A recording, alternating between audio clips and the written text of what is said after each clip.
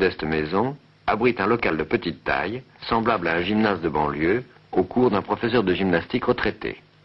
Et pourtant, c'est aussi un lieu magique, le cours de la capoeira régionale du vénérable et sage maître Bimba.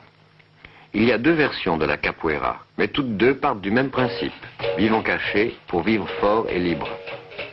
De l'extérieur, la capoeira est une sorte de danse. Une danse que les maîtres, regardant leurs esclaves s'agiter en mesure au son du berimbau, prenaient pour une belle et bonne danse, et qui était en fait un instrument de combat, un système cohérent et délibéré d'entraînement au combat, l'équivalent exact du jujitsu ou du karaté. Un karaté déguisé en pavane, en forlane ou en menuet, devant les maîtres attendris et inattentifs. Caché derrière la danse, un sport violent et efficace comme le judo, ayant son rituel, ses règles précises et sa raison secrète, forge une arme de combat. Dans ce local, 4 soirs par semaine, des jeunes gens sous la direction d'un vieux sage, initiateur, arbitre et rénovateur de la tradition, s'entraînent au combat avec les gestes de leurs ancêtres. Il existe une autre version de la capoeira d'Angola de Mestre Pastinha, plus traditionnaliste, plus formaliste, plus costumée, plus près de la danse.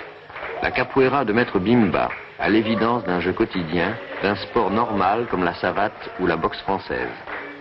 Les passes s'inscrivent dans un cercle double, elles sont scandées sur un rythme immuable par le berimbau. Ce sport, ainsi que le pratiquent les élèves de Maître Bimba, est un indice de première grandeur, la preuve que les anciennes structures africaines s'étaient maintenues intactes dans une volonté de combat et de liberté.